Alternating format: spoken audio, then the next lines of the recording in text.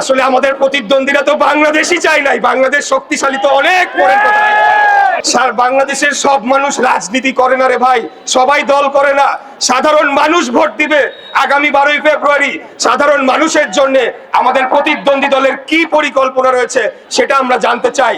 তাদের কোনো পরিকল্পনা নাই, তাদের কোনো ভিশন নাই, কোনো মিশন নাই। দেশকে তারা কোথায় দেখতে চায় সেটা নিয়ে তাদের কোনো ধরনের দীর্ঘমেয়াদী পরিকল্পনা উপস্থাপন করে নাই। আমরা সুস্পষ্টভাবে বলেছি, আগামী দিনে এই বাংলাদেশকে একটা বাসযোগ্য নগরী হিসেবে গড়ে তুলতে চাই। সকল মৌলিক অধিকার জনগণের নিশ্চিত করতে চাই। আমাদের নগরীর যে বহুমুখী সমস্যা হয়েছে সেগুলোকে নিরসন করতে চাই।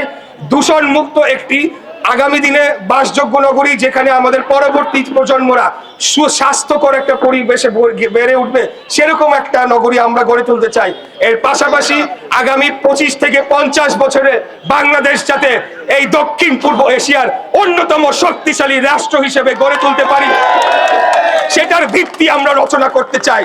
আসলে আমাদের প্রতিদ্বন্দ্বীরা তো বাংলাদেশই চায় নাই, বাংলাদেশ শক্তিশালী তো অনেক পরের কথা। তাই আমি সর্বশেষ বলবো, কারোর কথা শোনার দরকার নাই, কে কি বললো শোনার দরকার নাই। আপনারা আগামী 12ই ফেব্রুয়ারি, আমি আজকে আপনাদের সামনে একটা দাবি নিয়ে এসেছি, একটা আবদার নিয়ে এসেছি। বিগত দিনে জনগণের অধিকার রক্ষার লড়াই সংগ্রাম আন্দোলনে আমি ছিলাম, আমি আগামীতেও জনগণের যে কোনো দাবি আদায়ের আন্দোলনে আমি অবশ্যই থাকব। আপনারা আমাকে একটা সুযোগ দেন। আমি ইতিপূর্বে কোনো রাষ্ট্র পরিচালনার কোনো গুরু দায়িত্ব পালন করি নাই, তাই আমাকে একটা সুযোগ দিলে আমি আপনাদের বলতে চাই, ইনশাল্লাহ আপনাদেরকে হতাশ করব না, আপনাদেরকে নিরাশ করব না। এই দেশকে ভালোবাসি, আমার জীবনের চাইতেও বেশি ভালোবাসি, জনগণকে ভালোবাসি, আমার পরিবারের চাইতেও আমি বাংলাদেশের জনগণকে বেশি ভালোবাসি। তাই আপনারা একটা সুযোগ করে দিবেন, ইনশাল্লাহ আমরা সকলে মিলে আগামী দিনে কোনো হানাহানি থাকবে না, মারামারি থাকবে না।